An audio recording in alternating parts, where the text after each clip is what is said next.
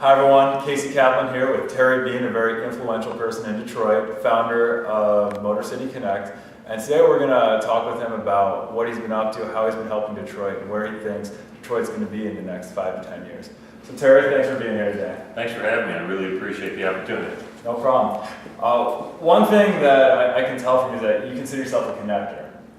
You know a lot of people in the area, but what does a connector actually mean, and how does that impact your life? Now it's interesting. A connector is somebody that takes the time to understand everybody else's needs and then matches those folks up. When I started a business 10 years ago, my fiance used to refer to me as like eHarmony for business or Match.com. And that's really the whole thing. It's taking the time to make the introductions that you feel need to be made for the betterment of other folks. All right, definitely. So let's talk a little bit about Motor City Detroit. Where did you get the idea from to start an organization that's going to network people professionally? So I've been involved in BNI or a BNI-like organization. I started doing that in 1995 in Columbus, Ohio. So I had a pretty good stronghold in business networking and came up here back to Detroit, moved back here for the third time. So I've been out of town a couple of times in the past and didn't find the right mix of people for me. And so coupled that fact with the idea that LinkedIn was really taking off. And a friend of mine, Dave Biskner, and I were talking about the idea of having a LinkedIn for Detroit organization, while another friend of mine, Kurt McNeil, and I were talking about having a business networking group that was like playing Go Fish. So it was really just bring your Rolodex and make introductions fast. It was the synthesis of those two ideas that started Motor City Connect. Definitely, and I've been on the site before, a huge fan. Some of the main components I've noticed that there are discussion, there are forums so people can communicate with each other, and then there's also an events section so people can RSVP to events and post when events are happening. How have the events been going so far? Do you normally get good participation? What normally happens at the events? Interesting you ask. I just came from one today, and it was a large one for a lunch event. We haven't had, we have 41 people there. All right. And so we haven't had over 30 people this year. And somebody said, why is this one so much more crowded? I said, well, I spent a lot more time promoting this one. Funny how that works when you put information out repeatedly. People actually do what you want them to do. You know how marketing is. Definitely. On marketing, let's talk a little bit about social media. Mm-hmm. What are your thoughts about networking through social media? Are you a fan of it? I came to social media honestly, and I mean that because I wasn't there to promote anything. I got on LinkedIn and eventually Facebook and subsequently Twitter and now the YouTube and the Foursquare and everything else that we have to do today to network. That was why. You know, if I had the opportunity to meet you face to face, understand your needs, and connect with the people you need, that's great. But how often can I do that in the course of a day, one-to-one or even one-to-many in an event? I can do it all day, 24/7 online. I can review your profile, I can understand what you're looking for, I can make connections, and all those sites make it very easy to make those introductions. So I think it's the perfect use for social media. Much more so than some of the other things people are doing with it.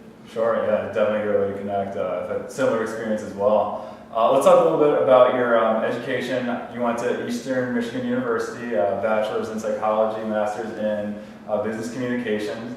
How has that helped you get to where you are today? So I got the psychology first. My bachelor's degree, actually I have a dual major, I don't have to write that anywhere, but I majored in psychology and then in organizational communications in college. I finished the psychology early enough in my junior year and had enough credits to get that double major. And it was because I thought for a minute, just a minute, that I was going to be a sports psychologist. And when I went to Michigan State to talk about their advanced program, they told me very clearly that I was going to be a teacher who occasionally did some sports psychology. But if I wanted to actually be able to do things like, you know, eat and buy clothes, I'd better have a real job, and teaching was the likely thing. So, all right, that's not something I really want to do. It's a funny story, I'll get to that in a second.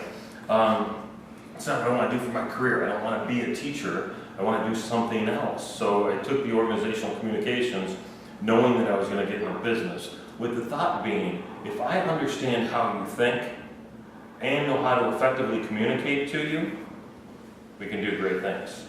And so that was how it started, and I think it's worked out okay. It definitely seem to be doing pretty well. You've been very influential. It kind of goes into my next question too. What advice would you give to people who are maybe just getting out of school and have a degree in something that they don't necessarily want to go into?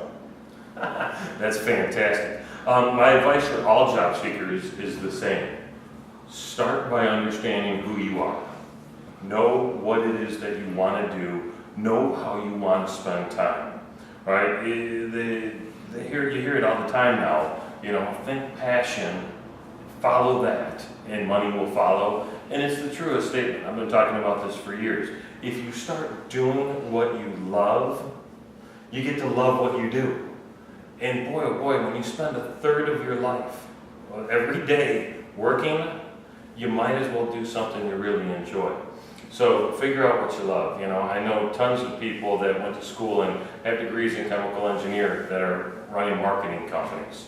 I know lots of people that study marketing that are doing accounting. It happens. My friend Charlie Walker jokes all the time. When they talk about marriage, they say, the first time was for love, the second time was for money. Well, in career, it's always the first time is for money, and the second time is for love. We've got that backwards. Do what you love now. Great advice. Great advice. Now, let's talk about Detroit. You're very involved in Detroit. I've heard you speak. You're very passionate about bringing Detroit back, helping Detroit out, helping people network in Detroit. So, why is that? Where's your passion come from? I have no idea. I have no idea. So 2005, this is the same time Motor City Connect started a conversation about, I was connecting with people all over the world on LinkedIn. I was learning about Spain, and I was learning about Honduras and China, and meeting all these fascinating people. And one day it dawned on me, none of these people give a crap about Detroit. And I'm surrounded by all these people who are pissed off and who are irritated and who are mad and who are saying bad things about Detroit. And we're here. And it's like, it doesn't take that much to change the energy of a civilization, right? Or change the energy around any big idea. It's actually less than 1% of 1%. And I started doing the math, and I'm like, boy, if we could just influence 400 people, we could change the perception. We could change the energy. We could change the way people talk about Detroit, the way people think about Detroit, the way people behave in and around Detroit. And it just got me thinking, I can do this. I know enough people. We can make this happen. Because how does having a bad or broken Detroit serve any of us? Whether it's us in this room, us watching this video, us in the Tri-County area, or more importantly, the rest of our country. Because the reality is, as Detroit goes, so does the United States. And believe me, that's been proven out over the past 4 years. We've watched it. We went through a typhoon or a tsunami or whatever you want to call it, of epic proportion. Hey, good, I got to use the word epic, that's always fun. And it had a negative impact. And it started here. And the recovery will start here. And how cool is it that, as you can tell by looking at the national media, the local media, Time Magazine, whatever they were showing in Delta Airlines, whether it was the Chrysler commercial or Blue Cross Blue Shield moving downtown, the amount of positive energy and good news coming out of this area continues to go up and up. Definitely true. A lot of people are coming to Detroit, a lot of new businesses are springing up. Definitely a lot of things are happening. So what are some endeavors you're personally working on right now that you think are really going to pay off in the next 5 years and bring Detroit back? We just finished up TEDx Detroit, which ended the last month. And we're already starting to work on TEDx Detroit 2012. That's going to be a big one. Motor City Connect's planning a birthday bash. The 5th birthday bash will be on March 13th. I'm a big fan of numbers and numerology and the energy around them. So I picked March 13th because it's 313, which, as you know, is the area code of Detroit. So we're going to look around and we're going to change some of the attitudes and impressions again. Very clever. And I'm always excited and open to meet with other leaders and other folks in groups, doing some work with some chambers of commerce. And I'm actually excited. This week I finally get to meet Brooks Patterson face to face. I've never met the man. So Thursday I'll be shaking his hand, and I'm looking forward to that. Very nice. We heard him speak last week at an Automotion Alley event. Excellent. So it's very good. And I have to ask you, what was your first job? What was my first job? Oh man, there was a line in the movie Wayne's World. Did you ever see Wayne's World? Yes, I have. Yes. Michael Myers talks about, I have a lot of hairnets and name tags. If I were in the restaurant business, I would have. My very first job that I actually got a paycheck from somebody who wasn't my dad was at a restaurant called The Cottage, and it was in Bloomington, Minnesota, and I was a dishwasher. I was 14 years old. I wasn't a very good dishwasher at home. Why I thought I'd be a good dishwasher for somebody else didn't make a lot of sense, but that was my first job. Right. Exciting stuff. I'd start somewhere. Absolutely. All right. Absolutely. And before we finish, is there any advice you'd like to give to anyone out there about Detroit or finding jobs or anything in general about the future? I think the job thing is such an important area, and I'm so excited that some of us are past that, right? People are getting hired. Detroit's now a hotbed of IT hiring, as you know, and that's exciting. And a lot of the folks that I used to talk to about finding work aren't calling me about finding work. Now they're calling me about finding their next great job. And I think that's awesome. But my advice is the same for a job seeker or somebody that's looking to grow their business or somebody that's looking to find the right relationship. It doesn't really matter. The key is you have to be specific on what you want. Once you know exactly what it is that you're looking for, then you have to create a compelling message that's short, right? It's got to be concise because people don't have all day to listen to it. It's got to be direct. It's got to be specific. You have to sound like you mean it, and then you've got to share it. And you can share it face to face, you can share it online, you can share it through letters, you can call people that are likely to know the people or businesses or folks that you're looking for, and you've got to be comfortable asking for exactly what you seek. It's a really big world. We all need a lot of help, and you won't get it unless you actually ask for it. So I would encourage people to get comfortable asking for specifically what they want out of this life. And when they do, they'll be amazed at the results. So, Terry, I know you have a book called The Universal Guide to Business Networking. Can you tell us a little bit about that? And from my understanding, I believe there's a free download on your site. Absolutely. So the book was broken down into 5 areas that I think are most important when it comes to networking. First and foremost, I think people need to understand the universe's relationship from a spiritual perspective about how we're all connected, how there's a shift in consciousness, and what's really going on in terms of why people actually get after they give, and why those things are important. The second piece is the things that people need to understand before they even start networking, what you have to offer first and foremost, who you're looking to meet, who those ideal partners or clients are, and so that you can actually start communicating what that is. The third piece is all about at a networking event, who you need to talk to, how to interrupt a conversation, how to excuse yourself from a conversation, and how to make the most use of your time. The fourth section is all about networking online. That was a tough part to do because you try and write that in a timeless effort, right? Because as you know, those tools change often. Facebook may no longer be around 3 years from now. I doubt it, but it's possible. So we talked a little bit about how to make the profile, how to make introductions, how to meet people, how to gather that network.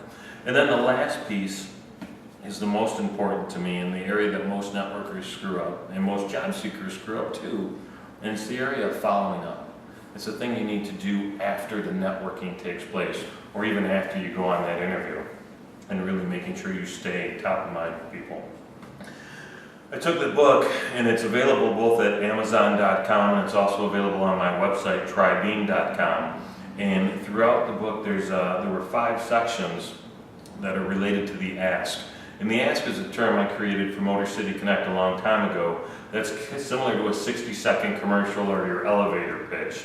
And I showed in 7 pages how to make a very specific, very concise, very effective ask that serves job seekers, that serves business development people, and serves just about anyone who's looking to get something they want out of their life. And it's available as a free download from my website at trybean.com.